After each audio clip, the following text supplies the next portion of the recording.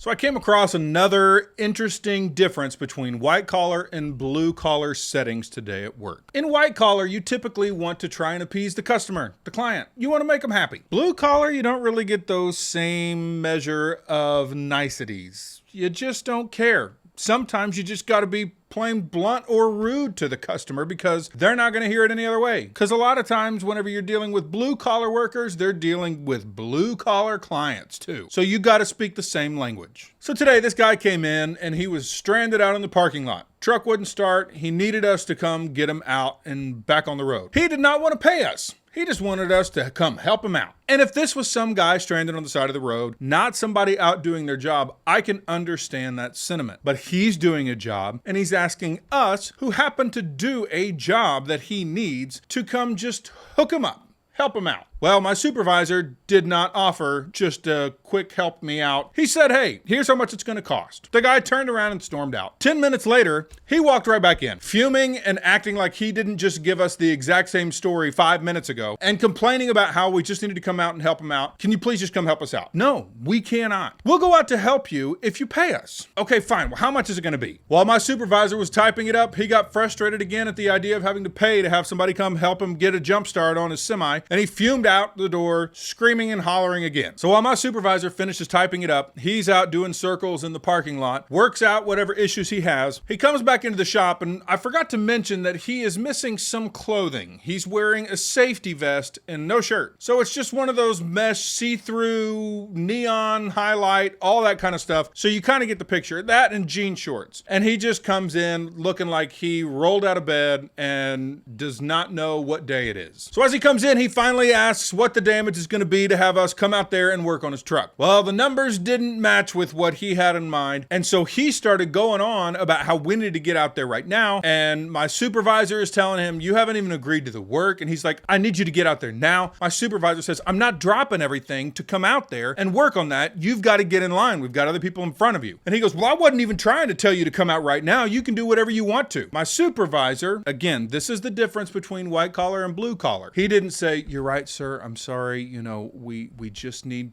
a little bit of time. We've got a couple people in front of you. No, he goes, no, you just said we got to come out there and work on it. That means that we're going to cut off everybody else. We don't do that here. So as this interaction is going on, I sit there thinking, what is it in men that whenever somebody says something, it doesn't necessarily have to be specific words, but it's the way they say it. Why does it trigger us the way it does? We feel like it's an affront to our masculinity. We feel like it's an affront to who we are, and we have to prove ourselves in that moment by putting that person back in their place. What is that?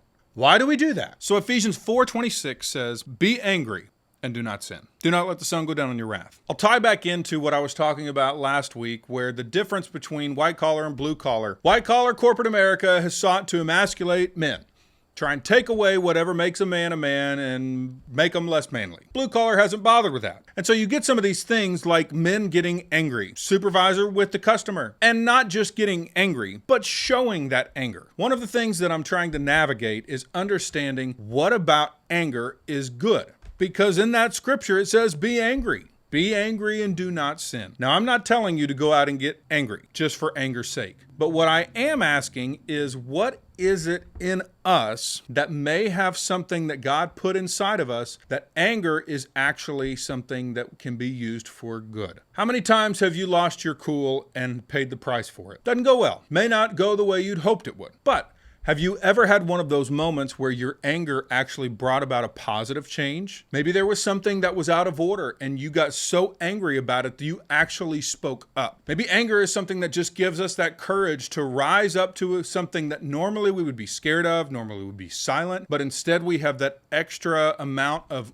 oomph to face it. You know, I talked about the bill that was passed by the House and the Senate, the billions of dollars that we're sending over to Ukraine. That made me angry. But what was interesting is it made a lot of other people angry too. I knew that it would, but it made them so angry that they actually spoke up about it. Have you seen all of the videos of people coming out expressing how frustrated they are with the state of our country and what they're choosing to do with our money, our future, our kids' future, just sending it away instead of dealing with the problems that we have here? That would be an example of good anger to me, using it to bring about change that's necessary. You know, that term anger management is actually pretty interesting to me. For the most part, I've always thought of it as anger elimination. Their goal is to get rid of anger.